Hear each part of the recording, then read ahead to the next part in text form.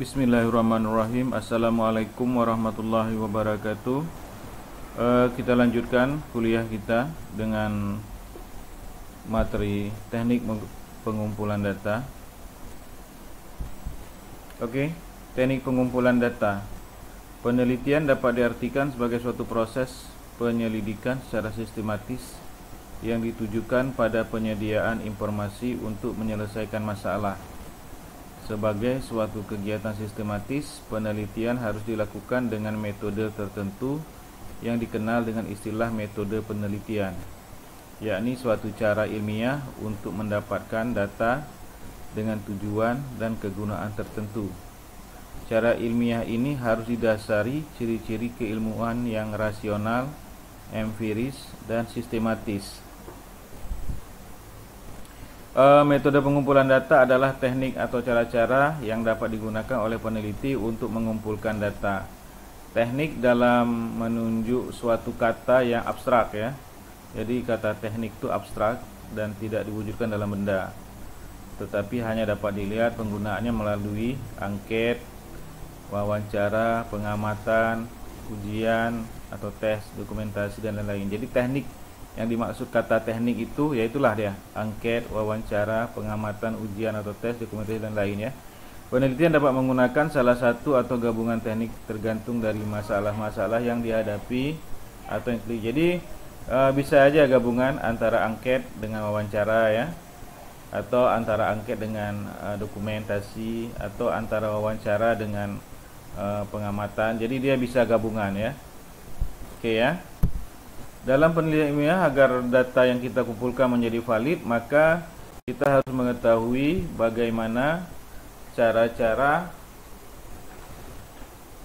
mengumpulkan data dalam penelitian itu, sehingga data yang kita peroleh dapat menjadi pendukung terhadap kebenaran suatu konsep. Jadi tujuannya itulah tadi ya, kita ingin apa? Ingin mencari jawaban dari apa? Dari penelitian kita, yaitu dengan apa? Dengan melalui data-data yang ada. Nah, di sini kita mempelajari teknik pengumpulan datanya kan, supaya data itu betul-betul valid ya, betul-betul dapat dipertanggungjawabkan.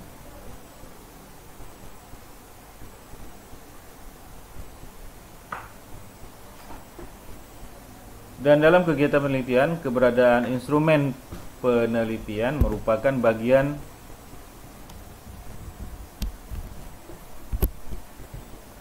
yang sangat integral dan termasuk dalam komponen metodologi penelitian, karena instrumen penelitian merupakan alat yang digunakan untuk mengumpulkan, memeriksa, menyelidiki suatu masalah yang sedang diteliti. Instrumen itu alat, sehingga instrumen penelitian itu merupakan alat yang digunakan dalam penelusuran terhadap gejala-gejala yang ada dalam suatu penelitian guna membuktikan kebenaran atau menyanggah suatu hipotesa tertentu. Kita setelah materi ini kita akan masuk ke materi instrumen. Kita akan instrumen ini penting ya. Ini sebagai alat dalam kita melakukan penelitian. Jadi bagaimana kita mengumpulkan data ya, kita harus punya alat, yaitu ya sebuah instrumen ya.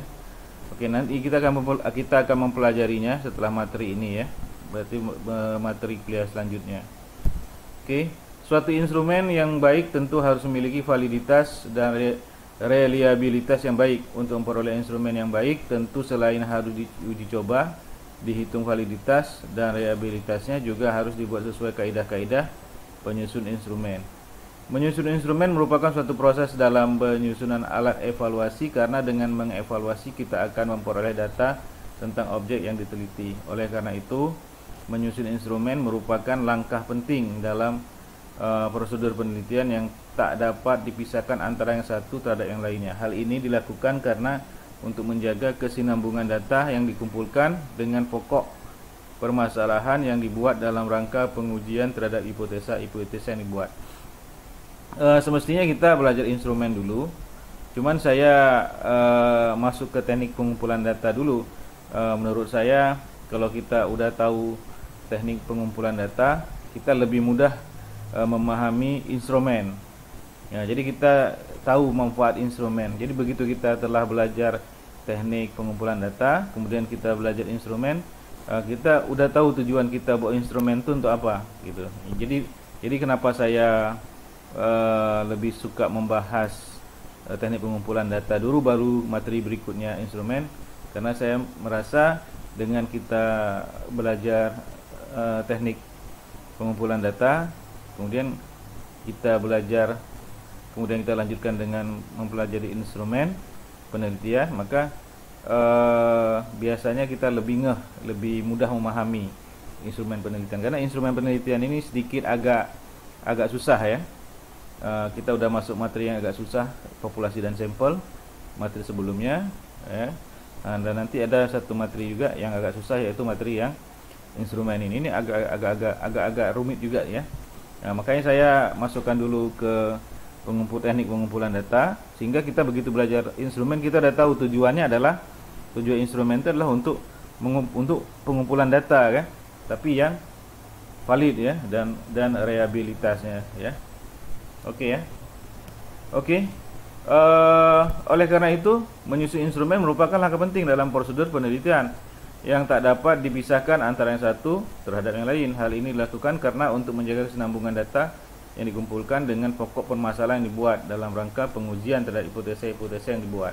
Berkaitan dengan hal tersebut, pada pembahasan makalah ini akan diuraikan berbagai hal terkait metode pengumpulan data ya. Oke, ini dia ya. Kita langsung baru masuk ke teknik pengumpulan data. Pengertian teknik pengumpulan data. Menurut Suharsimi Arikundo, instrumen pengumpulan data adalah alat bantu yang dipilih dan digunakan oleh peneliti dalam kegiatannya mengumpulkan agar kegiatan tersebut menjadi sistematis dan dipermudah olehnya. Sedangkan menurut Ibnu Hajar berpendapat bahwa instrumen merupakan alat ukur yang digunakan untuk mendapatkan informasi kuantitatif tentang variasi karakteristik variabel secara objektif.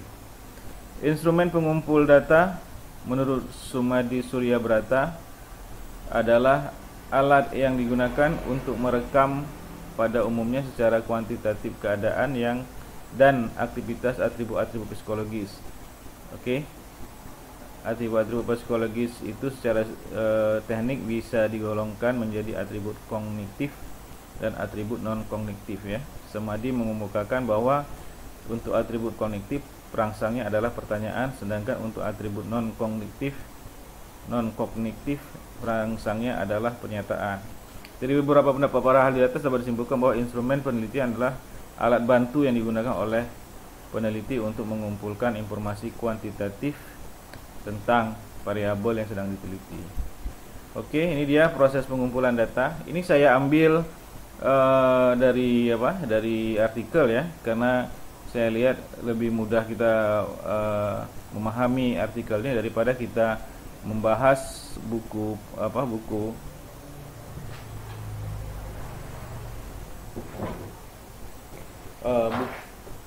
bukunya Pak Sugiono. Saya lebih suka ambil dari artikel ini ya. Jadi kita lebih gampang memahaminya. Sebenarnya di buku Pak Sugiono lebih sederhana, tapi saya lihat ini lebih pas ya. Jadi proses pengumpulan data itu sendiri menurut Nanlin pada umumnya terdiri 8 tahap sebagai berikut. Kita lihat. Tahap pertama pengumpulan data adalah tinjauan literatur atau konsultasi dengan ahli. Pengumpulan data biasanya diawali dengan mengumpulkan informasi yang berhubungan dengan masalah penelitian. Informasi-informasi tersebut dapat diperoleh melalui peninjauan literatur yang relevan dan konsultasi dengan para ahli. Melalui usaha-usaha ini, peneliti berusaha memahami benar isu penelitian, konsep, variabel-variabel yang dipergunakan oleh peneliti lain dalam mempelajari hal serupa di masa lalu, dan hipotesis-hipotesis yang pernah diteliti pada waktu lalu. Perlu juga dipahami ciri-ciri orang menjadi responden kita dalam penelitian. Nah, jadi langkah pertama itu adalah tinjauan literatur ya. Pasti langkah pertama kita ke literatur dan konsultasi dengan ahli ya. Misalnya dengan ya pembimbing kalian ya. Oke ya. Kemudian langkah kedua mempelajari dan melakukan pendekatan terhadap kelompok masyarakat di mana data akan diambil. Ya, jadi misalnya kalian menargetkan mengambil data di sekolah, berarti kalian harus mulai melakukan pendekatan ke guru, ke kepala sekolah dulu ya, baru ke guru ya kan, ke staf-staf di sekolah ya kan, baru ke siswa-siswa. Kalau kalian melakukan penelitiannya, data yang mau kalian ambil dari masyarakat, ya kalian harus mendekati masyarakat tersebut ya kan, ya, berakrab-akrab dulu, sehingga nanti jangan ujuk-ujuk kalian datang langsung tanya-tanya, orang kan kaget. Jadi harus ada pendekatan dulu, Bu, gitu kan. Ya, saya ada rencana mau nanya-nanya, ya, jadi mungkin besok saya datang lagi, baru kita datang, kita tanya-tanya, kita ambil kita wawancara atau kita minta diisi angket ya kan. Jadi mempelajari dan melakukan pendekatan terhadap kelompok masyarakat di mana data akan diambil. Maksudnya supaya peneliti yang bersangkutan dapat diterima dalam kelompok masyarakat itu dan memahami berbagai kebiasaan yang berlaku di dalamnya. Untuk itu perlu dikaitkan pendekatan tokoh-tokoh yang bersangkutan. Misalnya kita melakukan penelitian di sebuah kampung, ya kita dekat-dekatin tokoh-tokohnya ya, tokoh-tokoh masyarakat di situ ya kan, Pak Imam ya, ya Geci, minta izin ke Geci, minta izin ke Kadus dan lain-lain lah ya, tahulah kalian ya. Kemudian langkah ketiga, membina dan memanfaatkan hubungan yang baik dengan responden dan lingkungannya ya. Jadi kita membina hubungan yang baik ya dengan responden dan calon responden gitu kan, dan lingkungannya. Untuk masuk tersebut, peneliti perlu mempelajari kebiasaan-kebiasaan respondennya, termasuk cara mereka berpikir, cara mereka melakukan sesuatu, bahasa yang dipergunakan, waktu luang mereka dan sebagainya ya. Jadi kalau kalian mau ngambil datanya di kampung, misalnya kalian mau ambil data di Bendera Meriah, mungkin kalian sedikit-sedikit harus bisa bahasa Gayo dan bahasa Jawa kan, karena umumnya masyarakat di sana menggunakan dua bahasa itu. Tapi kalau kalian ingin melakukan penelitian di Alunaga, ya kalian harus, ya kalau bisa ya kan, berbahasa Aceh, lebih mudah mungkin masyarakat menjawab pertanyaan-pertanyaan atau memberi pemikiran-pemikiran mereka dengan bahasa mereka ya. Oke ya, bisa paham ya, gampang ya. Kemudian uji coba atau pilot study ya. Pengumpulan data didahului dengan uji coba instrumen penelitian pada sekelompok masyarakat yang merupakan bagian dari populasi yang bukan sampel. Maksudnya untuk mengetahui apakah instrumen tersebut cukup handal atau tidak, komunikatif, dapat dipahami. Jadi ada baiknya ya kalian coba dulu. Misalnya kalian mau ngambil sampel di Alunaga, ya kan, di masyarakat di sekitar di sekitar Alunaga. Mungkin kalian bisa tes dulu instrumen kalian ya. Instrumen kalian misalnya angket kalian ya, instrumen misalnya angket kalian tes dulu di tetangganya Kampung Alunaga, misalnya di Kampung Syahwala ini kan. Coba kalian tes dulu. Kira-kira ya angketnya udah cocok belum, udah sesuai belum dengan penelitian yang kalian lakukan ya. Bisa ya. Kemudian merumuskan dan menyusun pertanyaan. Setelah hasil uji coba dipelajari, disusunlah instrumen penelitian dalam bentuk yang terakhir berupa pertanyaan-pertanyaan yang relevan dengan tujuan penelitian. Pertanyaan itu harus dirumuskan sedemikian rupa sehingga ia mengandung makna yang signifikan dan substantif ya. Jadi setelah kalian uji coba, misalnya kalian targetnya mau melakukan penelitian di Alunaga, ya, jadi kalian oke lah kalau gitu kalian uji coba atau pilot study-nya di tetangganya Alunaga, misalnya di Syahwala ya kan, yang berbatas, dan cari daerah yang berbatasan langsung dengan Alunaga. Kalian coba tes dulu angket kalian. Sebenarnya kalian pelajari lagi kan, kalian evaluasi lagi mana pertanyaan-pertanyaan yang tidak perlu ya kan, mana pertanyaan oh ternyata ada pertanyaan yang harusnya ditanyakan tetapi di angket kalian nggak ada gitu kan. Bisa. Jadi dengan lakukan uji coba tersebut kalian bisa lihat kelebihan dan kelemahan angket kalian. Jadi efisiensinya ya kan, sehingga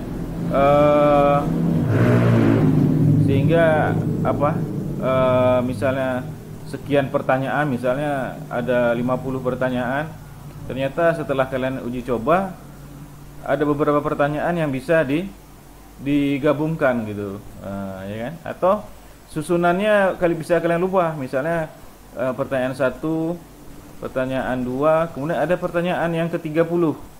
Pertanyaan 30 ini harusnya, pertanyaan nomor 30 harusnya masuknya di awal-awal. Jadi kalian pindahkanlah ke nomor 5 misalnya.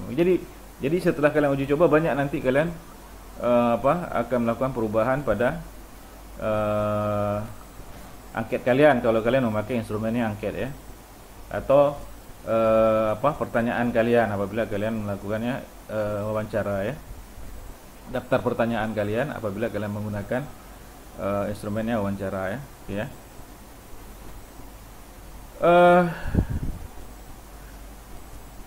Oke, merumuskan dan menyusun pertanyaan ya. Setelah hasil uji coba dipelajari, susun instrumen penelitian dalam bentuknya yang terakhir berupa pertanyaan-pertanyaan yang relevan dan tujuan penelitian. Pertanyaan itu harus dirumuskan sedemikian rupa sehingga ia mengandung makna yang signifikan ya, dan substansif. Kemudian mencatat dan memberi kode, recording dan coding ya. Melalui instrumen penelitian yang telah dipersiapkan, dilakukan pencatatan terhadap data yang dibutuhkan dari setiap responden. Informasi-informasi yang diperoleh dari pencatatan ini diberi kode guna memudahkan proses analisis ya. Oke. Jadi nanti waktu kalian melakukan misalnya kalau kalian melakukan wawancara itu kan. Jadi kalian ada mungkin jawaban-jawaban yang menurut kalian perlu perhatian. Nah, kalian kasih tanda gitu ya. Atau di sini disebut di coding gitu, diberi kode ya. Oke ya. Cross check validitas dan reliabilitas ya. Tahap ini terdiri dari cross check terhadap data yang masih diragukan kebenarannya serta memeriksa validitas dan reliabilitas. Ya, mungkin ada data-data yang menurut kalian tidak valid ya. Jadi ya kalian coba cek ulang lagi ya. Kalian coba cross check lagi. Oke ya. Kemudian pengorganisasian dan kode ulang data yang telah terkumpul supaya dapat dianalisis. Oke, saya kira umum aja ya. Saya kira mungkin juga kalian sudah pernah melakukannya ya. Oke, teknik pengumpulan data. Teknik pengumpulan data adalah langkah paling utama dalam proses penelitian karena tujuan utama dari penelitian adalah mendapatkan data. Ya, jadi tujuan utama ya data ya. Untuk menjawab permasalahan di penelitian kita yang kita teliti ya kita dari data ini yang kita analisa nanti kan. Teknik pengumpulan data yang diperlukan di sini adalah teknik pengumpulan data mana yang paling tepat sehingga benar-benar didapat data yang valid dan reliable ya. Dalam suatu penelitian, langkah pengumpulan data adalah suatu tahap sangat menentukan terhadap proses dan hasil penelitian yang akan dilaksanakan tersebut. Kesalahan dalam melaksanakan pengumpulan data dalam suatu penelitian akan berakibat langsung terhadap proses dan hasil penelitian. Jadi kalau kalian misalnya salah pada asal-asalan mengambil data, kemudian pada saat kalian mulai menganalisis data, kalian akan kebingungan sendiri nanti dan kalian akan terpaksa kemudian kalian akan mengulangi pengumpulan data ya, mengulangi pengumpulan data lagi. Bahkan kalian mengulangi dalam membuat instrumennya ya. Dalam pembuatan instrumen juga kalian mengulangi lagi malah. Kalau seandainya kalian tidak memperhatikan teknik pengumpulan data ini. Jadi ini penting sekali ya.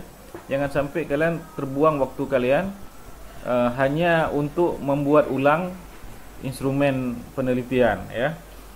Dan harus turun ke lapangan lagi. Jadi bisa sampai kalian turun ke lapangan. Seharusnya sekali turun ke lapangan kalian bisa dapatkan data semua karena kalian tidak hati-hati ya kan dalam pembuatan instrumennya, dalam teknik pengumpulan datanya. Terakhir kalian harus turun lagi dan itu membutuhkan tenaga, biaya dan lain-lain ya. Oke ya, bisa paham ya. Kegiatan pengumpulan data pada prinsipnya merupakan kegiatan penggunaan metode dan instrumen yang telah ditentukan dan diuji validitas dan reliabilitasnya. Secara sederhana, pengumpulan data diartikan sebagai proses atau kegiatan dilakukan peneliti untuk mengungkap atau menjaring berbagai fenomena, informasi atau kondisi lokasi penelitian sesuai dengan lingkup penelitian. Dalam prakteknya pengumpulan data ada yang dilaksanakan melalui pendekatan penelitian kuantitatif dan kualitatif ya. Udah kita ini ya. Oke, dengan kondisi tersebut pengertian pengumpulan data diartikan juga sebagai proses yang menggambarkan proses pengumpulan data yang dilaksanakan dalam penelitian kuantitatif dan juga penelitian kualitatif. Pengumpulan data dapat dimaknai juga sebagai kegiatan peneliti dalam upaya mengumpulkan sejumlah data lapangan diperlukan untuk menjawab pertanyaan penelitian. Untuk peneliti kuantitatif atau menguji hipotesis untuk penelitian kuantitatif. Teknik pengumpulan data sangat ditentukan oleh metodologi penelitian, apakah kuantitatif atau kualitatif. Dalam penelitian kualitatif dikenal teknik pengumpulan data, observasi, FGD, wawancara mendalam, studi kasus ya. Sedangkan dalam penelitian kuantitatif dikenal teknik pengumpulan data, angket, kuesioner, wawancara dan dokumen ya. Oke, beberapa teknik pengumpulan data secara umum. Ada observasi, pengamatan ya. Nasution menyatakan bahwa observasi adalah dasar semua ilmu pengetahuan. Jadi para ilmuwan hanya dapat bekerja berdasarkan data, yakni fakta mengenai dunia kenyataan yang diperoleh melalui observasi. Mussel menyatakan bahwa through observation the researcher learn about behavior and the meaning attached to this behavior ya. Melalui observasi penelitian belajar tentang perilaku dan makna dari perilaku. Oke. Sanavia Faisal membedakan observasi menjadi observasi partisipasi, kemudian observasi secara terang-terangan dan tersamar, observasi yang tak berstruktur. Masing-masing tipe dan jenis observasi tersebut digunakan sesuai dengan karakteristik objek material data peneliti. Oke ya. Saya tidak banyak menjelaskan di sini. Saya lebih banyak membaca aja karena ini sangat semacam advance saja lah sebagai tambahan masukan ke kita ya, bagaimana kita nanti kalau kalian melakukan pengumpulan data, kalian akan secara alamiah kalian akan beradaptasi dengan kondisi di lapangan nanti. Jadi yang teori-teori ini mungkin tidak 100% kita gunakan, kita manfaatkan, tapi nanti ada adaptasi di lapangan ya. Makanya saya kalian sekedar tahu, oh ini dia macam-macam observasi ya. Tapi di lapangan nanti mungkin akan ada adaptasi ya, penyesuaian dengan kondisi keadaan di lapangan. Oke ya. Observasi pengamatan ya, itu kalau menurut Sanavia Faisal dibagi beberapa, salah satunya observasi partisipasi. Observasi partisipasi merupakan seperangkat strategi dalam penelitian yang tujuannya untuk mendapatkan data yang lengkap. Hal ini dilakukan dengan mengembangkan keakraban yang dekat dan mendalam dengan satu kelompok orang di lingkungan alamiah mereka. Dalam penelitian ini, peneliti menetapkan sejumlah tujuan dan menempatkan diri sebagai bagian dari objek yang sedang ditelitinya. Oke. Penelitian kayak gini biasanya bule-bule itu ya. Saya pernah baca dulu, bule perempuan itu dia melakukan penelitian di Kalimantan, di suku Dayak pedalaman ya. Sampai akhirnya dia menikah sama kepala sukunya ya, sama kepala suku Dayak tersebut. Jadi dia terlibat langsung sana, dia menjalani kehidupan sehari-hari di sana ya dengan masyarakat Dayak pedalaman itu. Sampai akhirnya bahkan dia sampai menikah sama kepala suku di sana. Jadi itulah dia observasi partisipatif ya. Jadi penelitinya ya aktif, maksudnya ya ada di situ gitu, ikut dalam lingkungan yang dia teliti ya. Bule-bule sering seperti ini saya lihat. Oke ya. Kalian baca aja ya, saya nggak usah baca terlalu banyak. Jadi saya bisa ya. Ini dia nih, dalam observasi partisipatif terdapat beberapa kategori peran partisipasi yang terjadi di lapangan penelitian kualitatif. Menurut Jenker terdapat beberapa macam kategori peran partisipasi di lapangan, yaitu peran serta lengkap, yaitu peran pengamat dalam hubungan ini menjadi anggota penuh dari yang diamati. Jadi dia seperti yang saya bilang tadi, yang peneliti perempuan itu, yang orang bule itu, yang hidup bersama masyarakat Dayak pedalaman dan malah kemudian menikah sama kepala sukunya ya. Jadi dia ikut langsung di masyarakat tersebut ya. Dia terlibat langsung di di tempat dia melakukan penelitian ya. Oke ya, pengamat akan peroleh informasi tentang apapun dari yang diamati, termasuk yang barangkali yang dirahasiakan ya. Yalah, ya kan? Kayak bule perempuan itu, jadi istrinya kepala suku ya, semua rahasia dia dapat kan. Jadi penelitiannya lebih apa? Lebih lebih bisa di lebih bisa lebih bisa apa? Lebih valid lah ya, lebih lengkap ya. Peran serta sebagai pengamat yaitu peneliti dalam hubungan ini berperan sebagai pengamat ya. Oke, pengamat sebagai pemeran serta dalam hubungan ini, peneliti sebagai pengamat ikut melakukan apa yang dilakukan oleh narasumber sebagai teramati meskipun belum sepenuhnya. Jadi dia pengamat tapi dia juga ikut-ikutan tapi tidak sepenuhnya ya. Kemudian pengamat penuh.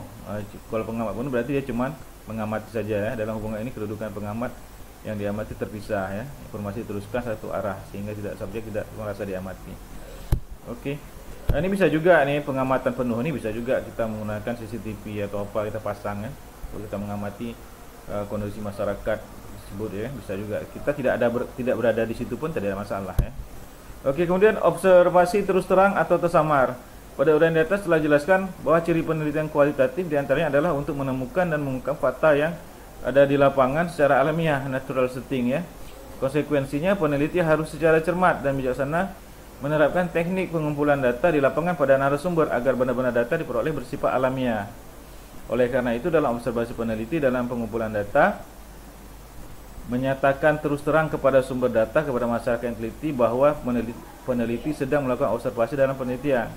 Pada tipe ini semua proses yang dilakukan oleh peneliti diketahui semuanya oleh orang yang diteliti ya. Karena kita udah bilang sama dia, saya di sini mau melakukan penelitian ini. Jadi orang-orang di masyarakat di situ tahu, oh orang ini ada di sini akan melakukan penelitian ya.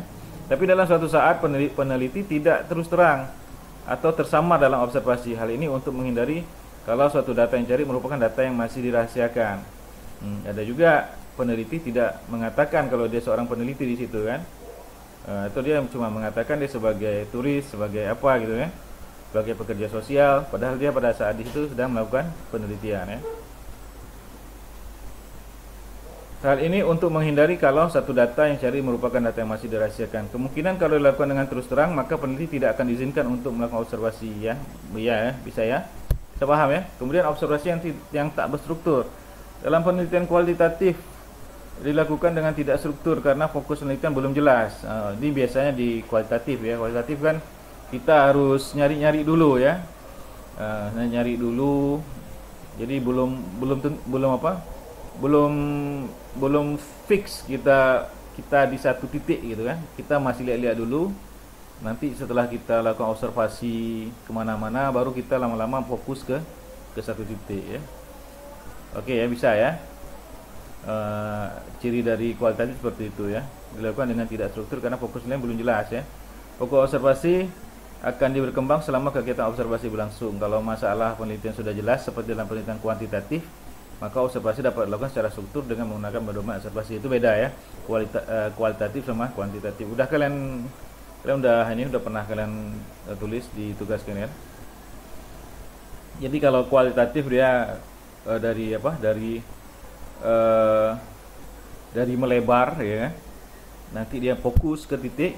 Sedangkan kalau kuantitatif dari satu titik itu kalau kualitatif itu dia melebar kemana-mana, meluas ya. Sedangkan kalau kuantitatif dia memfokus ke satu titik. Kenapa? Karena emang kita udah punya hipotesisnya atau kita udah punya udah punya latar masalah yang ingin kita teliti ya. Jadi kalau kuantitatif ini udah jelas ya daripada kualitatif. Observasi tidak berstruktur adalah observasi yang tidak dipersiapkan secara sistematis tentang apa yang akan diobservasi. Nah, ini ciri-ciri kualitatif ya. Kualitatif seperti itu dah ya. Jadi dia ingin meneliti sesuatu di sebuah kampung, tapi dia belum pasti kemana gitu ya. Misalnya dia ingin meneliti, dia misalnya datang ke kota Solo misalnya ya. Terus dia pas suatu malam dia hadir dalam sebuah acara wayangan ya. dia ikut nonton wayang. Nah di situ dia baru dia apa? Dia ingin meneliti budaya Jawa dan dia ingin meneliti wayang. Nah, setelah dia menonton wayang, ternyata dia ingin meneliti dalangnya. Dari dalangnya dia ingin meneliti dalangnya. Ya kan? Setelah dia ngobrol-ngobrol sana kiri kanan sana dengan ahli-ahli perwayangan, ternyata dia lebih ingin fokus meneliti dalangnya. Dan begitu seterusnya ya. Jadi kualitatif seperti itu dia. Oke ya, saya kira bisa ya observasi struktur ya. Hal ini dikarenakan peneliti tidak tahu secara pasti tentang apa yang akan diamati. Dalam melaksanakan penelitian tidak menggunakan instrumen telah baku, tapi hanya merupakan rambu-rambu pengamatan. Ini dia kualitatif ya. Oke ya. Oke, itu dia kualitatif.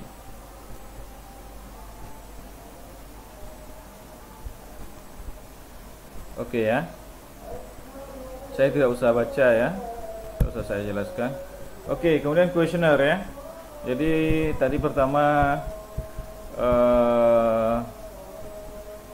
teknik pengumpulan data, observasi, ya kan? Kemudian observasi tadi dibagi beberapa menurut Menurut Salafiyah ya. Menurut Sanafiyah itu Sanafiyah Faisal itu dibagi menjadi observasi partisipatif, kemudian observasi terus terang atau tersamar, kemudian observasi tak berstruktur. Kalian baca lagi ya. Kemudian yang kedua adalah tekniknya adalah teknik pengumpulan data adalah kuesioner ya atau angket ya. Kuesioner disebut pula angket atau self administrated questionnaire ya, adalah teknik pengumpulan data dengan cara mengirimkan suatu daftar pertanyaan kepada responden untuk diisi. Berdasarkan cara menyusun pertanyaan dalam teknik kuesioner ini dibagi menjadi dua, yaitu kuesioner terbuka, open and item, adalah suatu kuesioner di mana pertanyaan-pertanyaan yang dituliskan tidak disediakan jawaban pilihan sehingga responden dapat bebas. Jadi cuma pertanyaannya aja. Sehari-hari Bapak dari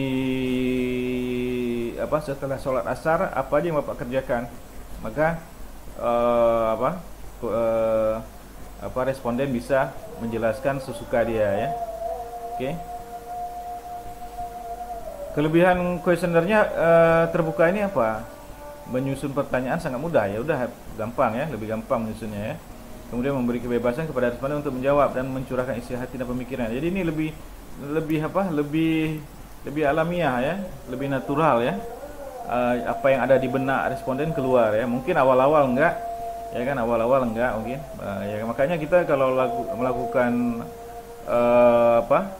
melakukan survei itu atau kita ingin mengumpulkan data ke masyarakat ya, kita harus akrab dulu ya kan. Nah, kalau dipakai kuesioner terbuka ini malah lebih enak kita akan mendapatkan jawaban-jawaban yang ada di benak mereka ya, yang ada di pemikiran mereka. Kelemahan kuesioner terbuka ini untuk peneliti sangat sulit ya. Giliran peneliti yang sulit ya. Pendapatnya kan pendapat masing-masing orang kan, itu kan susah tuh untuk dikelola ya, untuk diolah susah itu. Untuk peneliti sangat sulit mengolah dan mengelompokkan jawaban karena sangat bervariasi jawaban yang diberikan oleh responden. Pengolahan jawaban memakan waktu yang lama ya, pasti ya. Satu dan lain hal, peneliti harus membaca satu persatu ya, harus dia baca betul-betul. Untuk peneliti mungkin menimbulkan rasa bosan ya, karena tulisannya sulit dibaca, kalimat tidak jelas, tidak ada jawaban yang diberikan oleh responden. Rasa malas akan timbul pada responden yang tidak mempunyai banyak waktu luang. Oke. Itu umum ya. Kemudian kuesioner tertutup adalah suatu kuesioner di mana pertanyaan-pertanyaan yang dituliskan telah disediakan jawab pilihan. Ya, jadi enak. Jadi kita Bapak setelah sholat asar apa yang Bapak kerjakan? A. Nonton TV. B. Ke warung kopi. Kan lebih gampang gitu kan pertanyaan. Jadi mereka bisa jawab, bisa tinggal milih ya kan. Ya, adalah suatu kuesioner di mana pertanyaan yang dituliskan telah disediakan jawaban pilihan sehingga responden tinggal memilih salah satu dari jawaban yang telah disediakan ya. Kelebihan kuesioner tertutup untuk peneliti mudah mengolah jawabannya. Ya udah gampang kan? udah langsung jawabannya udah langsung pasti gitu kan. Setelah sholat asar, Bapak apa kegiatan Bapak? Pilihannya kan ke apa? Nonton TV, A nonton TV, B ke warung kopi, C masih di masjid ya kan, D dan apa lagi gitu ya. Jadi kan lebih gampang ya, lebih gampang kita olah juga datanya ya. Kelebihan kuesioner tertutup untuk peneliti mudah mengolah jawabannya masuk ya kan, jelas karena ada pilihannya cuma itu kan, misalnya A B C D E kan. Untuk peneliti waktu yang dimanfaatkan dalam mengelompokkan jawaban menjadi singkat ya, karena dapat memanfaatkan bantuan enumerator ya. Untuk responden mudah memilih jawaban, responden juga tidak pening-pening, tinggal milih dia. Alah pilih aja A katanya kan, atau oh ini pilih B nih ya, bisa. Jadi lebih gampang juga kan. Untuk responden dalam mengisi jawaban memerlukan waktu singkat, jadi nggak perlu dia ngomong kemana-mana, dia tinggal pilih ya salah satunya ya. Oke ya, kelemahan kuesioner tertutup untuk peneliti dalam menyusun pertanyaan perlu berhati-hati agar tidak ditafsirkan lain ya. Ini perlu ya, ini kalian perlu ini ya, perlu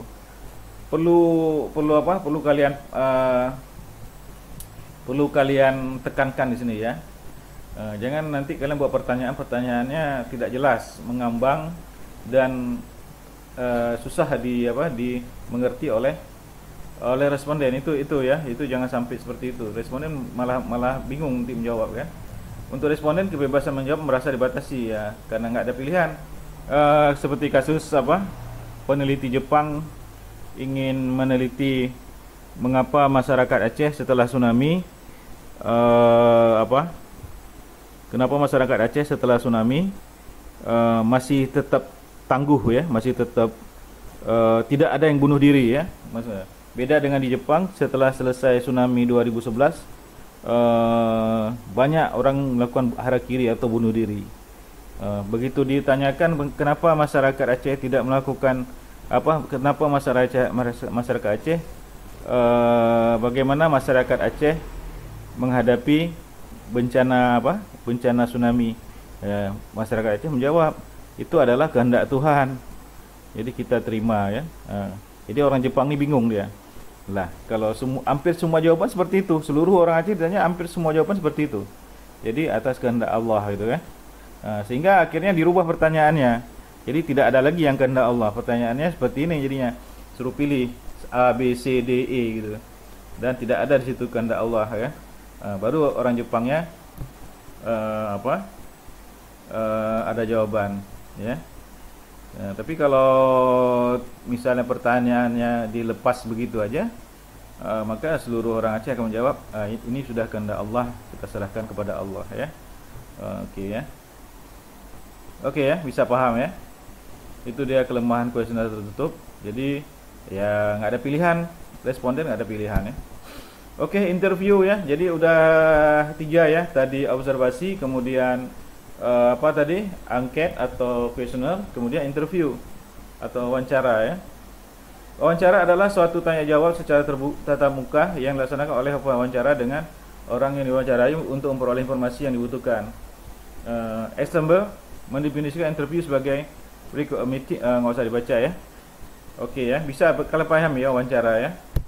Langsung aja, wawancara lapangan adalah produksi bersama peneliti dan anggota yang peserta aktif yang wawasan, perasaan dan kerjasama merupakan bagian penting dari proses diskusi yang mengungkapkan makna subjektif.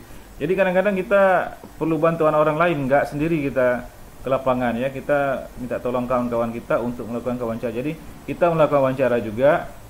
Jadi supaya cepat waktu kita mengambil data di lapangan, kita minta bantuan beberapa kawan kita, mereka juga melakukan wawancara misalnya ya, dengan beberapa masyarakat, kita juga melakukan wawancara dengan beberapa masyarakat lainnya ya. Tapi inilah tadi, anggota peserta aktif yang wawasan, perasaan dan kerjasama merupakan bagian penting dari proses diskusi yang mengungkapkan makna subjektif. Kehadiran pewawancara dan dari keterlibatan bagaimana dia mendengarkan, menghadiri, mendorong, menyela, digresi mulai topik dan berakhir tanggapan merupakan bagian integral akun responden ya.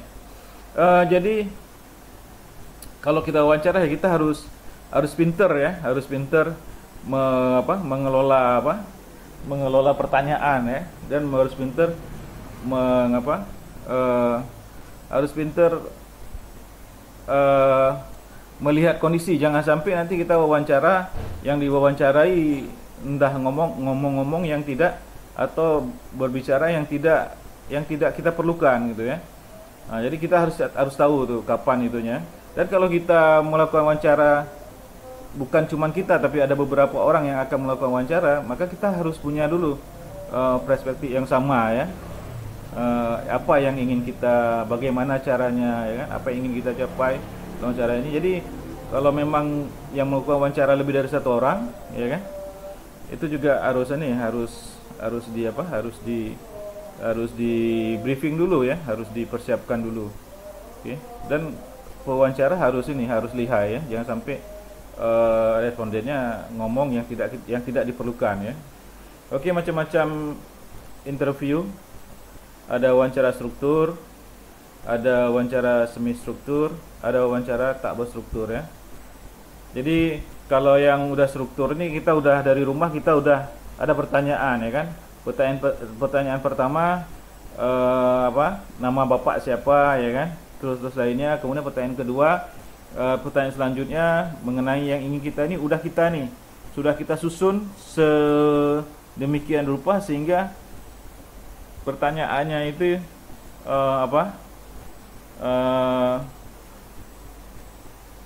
udah tersusun udah ada urutannya gitu. Sehingga dengan demikian lebih memudahkan kita bertanya, dan nanti pada saat kita mengolahnya lebih mudah juga ya.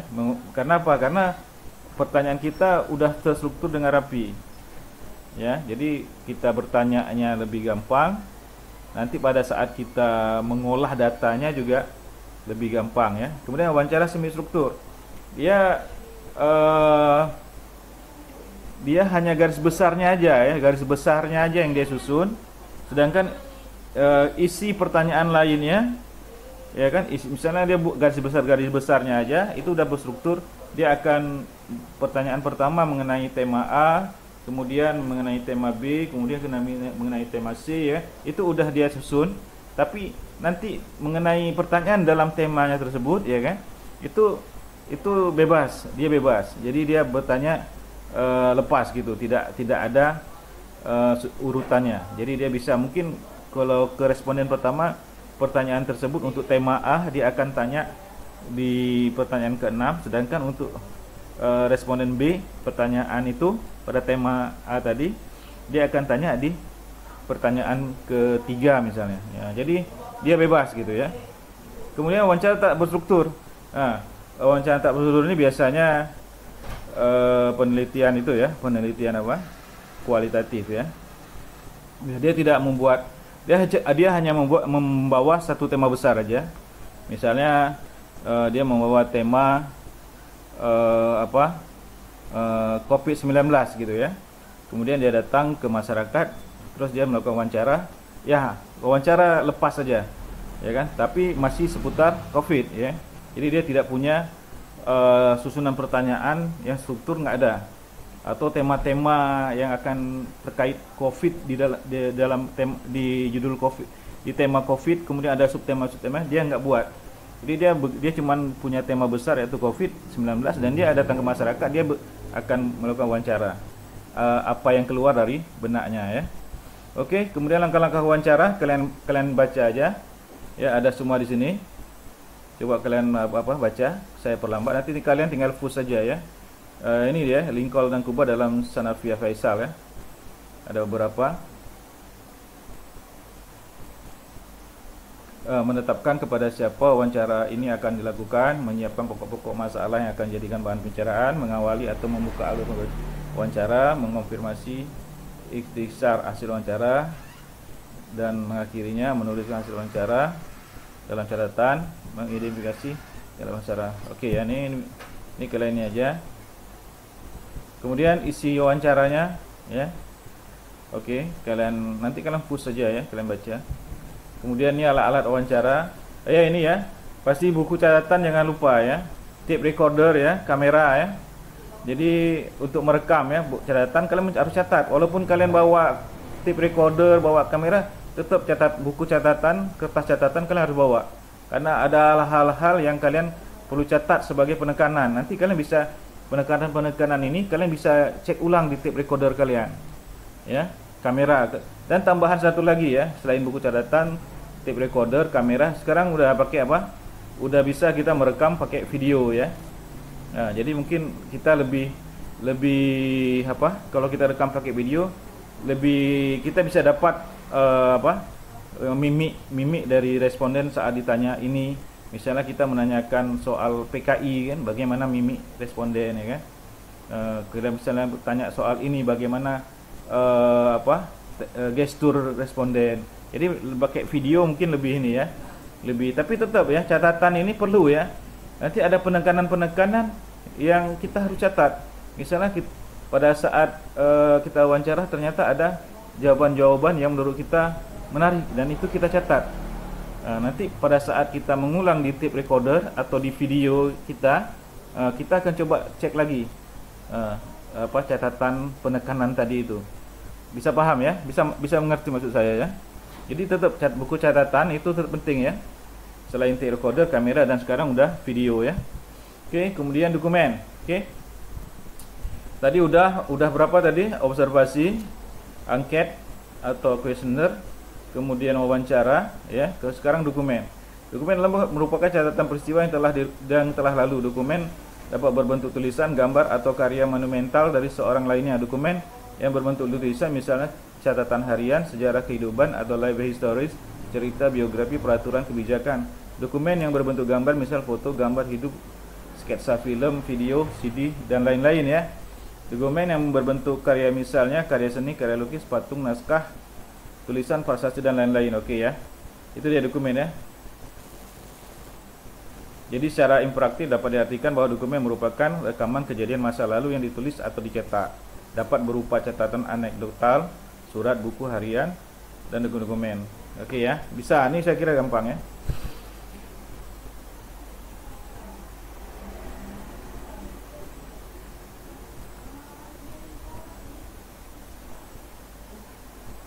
Oke, ini dia nilai kegunaan dokumen dapat dilihat dari beberapa hal ya. Menurut ini Wang dan Segel ya. Wang dan Segel itu epistemic values, yaitu dokumen keberadaannya sangat berguna bagi pemenuhan kebutuhan akan pengetahuan ada atau informasi yang belum diketahui ya. Ya. Oke ya, kemudian ada functional values, ada conditional values, social values. Kalian lihat aja, kalian baca, kalian push, kalian baca ya. Oke.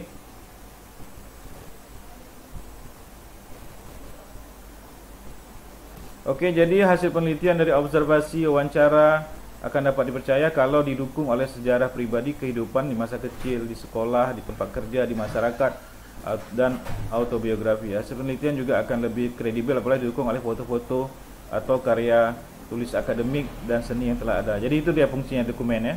Selanjutnya perlu diperhatikan bahwa tidak semua dokumen memiliki kredibilitas tinggi. Misalnya terdapat berbagai foto yang tidak mencerminkan aslinya karena foto dibuat untuk kepentingan tertentu. Misalnya foto-foto yang disetting ya kan. Nah, itu nggak bisa ya. Jadi begitu pula autobiografi yang ditulis untuk dirinya sendiri. Oke ya. Oke, ini dia jenis-jenis data. Berdasarkan tipe penelitiannya ada data kuantitatif, ada data kualitatif ya. Kalian baca aja ya. Oke ya, data kuantitatif ya statistik ya, skala pengukuran statistik. Oke ya, bisa kalian baca ya. Oke, berdasarkan sumbernya ada data primer ya. Data primer adalah data yang dikumpulkan oleh peneliti sendiri atau dirinya sendiri. Ini adalah data yang belum pernah dikumpulkan sebelumnya, baik dengan cara tertentu atau pada periode waktu tertentu. Kemudian data sekunder adalah data yang jadi data kalian turun langsung ke responden di lapangan sana, itu data primer ya. Kemudian data sekunder adalah data yang dikumpulkan oleh orang lain, bukan peneliti. Jadi kalian mengutip ya dari data-data yang pernah diambil oleh orang lain. Mungkin kalian kutip dari karya ilmiahnya ya. Atau kalian ambil dari BPJS, BPS ya, Badan Statistik ya. Atau sumber-sumber lain, lembaga-lembaga atau organisasi yang menyediakan data-data ya. Oke ya, misalnya data kependudukan ini kan. Oke, itu kalian ambil bisa di lembaga-lembaga tertentu. Oke ya. Kemudian berdasarkan cara memperolehnya, tadi ada data berasal dari observasi, ada data berasal wawancara, ada data berdasar data eksperimental ya, data percobaan ya. Jadi ada data percobaan ya, eksperimen ya. Oke, ya bisa ya. Termasuk juga data apa? Kalian buat apa? Eksperimen, kuasi eksperimen di sekolah misalnya, itu juga data eksperimen ya. Bisa karena ada yang dikontrol kan. Oke ya. Kemudian berdasarkan format berkas. Oke, ini dia ya, ada data kuantitatif. Biasanya kuantitatif datanya ya SPSS ya, yang statistik tuh ya, untuk mengolah statistik, software untuk mengolah statistik, dan biasanya kita pakai Microsoft Excel kan untuk mengolah datanya kan, dan lain-lain lah ya. Data kualitatif ya berarti tulisan-tulisan Microsoft Word ya kan. Rich text format sama juga dengan Microsoft Word ya, dan lain-lain ya. Atau ketikan hasil mesin ketik ya, bisa juga. Oke, ini dia prinsip-prinsip pengumpulan data. Ini ada beberapa ya prinsipnya ya. Jadi kalian baca aja, saya nggak jelaskan lagi. Oke, ini dia beberapa isu etis yang harus diperhatikan ketika mengumpulkan data. Antara lain, kalian push saja, kalian baca ya. Jadi ada ini ya, hal-hal etis ya, aturan-aturan apa etisnya ya. Jadi jangan suka-suka kalian aja apa nanya-nanya ya kan, atau datang mengambil data suka-suka kalian. Jadi ada etis-etisnya juga ya yang perlu kalian perhatikan ya. Oke, saya kira itu aja ya. Kalian baca-baca lagi karena banyak sekali ya. Saya tidak ambil dari literatur kita. Biasanya kita pakai Sugiono. Saya ambil dari artikel aja. Menurut saya artikelnya ini lebih enak. Tapi kalian baca-baca lagi nanti dari sumber-sumber lain, dari referensi-referensi lain. Oke, kalau ada yang kurang jelas boleh kalian tanya, nanti akan lewat WA, nanti akan saya jawab lewat WA, atau kalau memang perlu akan saya buat videonya untuk menjawab pertanyaan kalian. Oke, kalau begitu kita tutup aja kuliah kita ini. Assalamualaikum warahmatullahi wabarakatuh.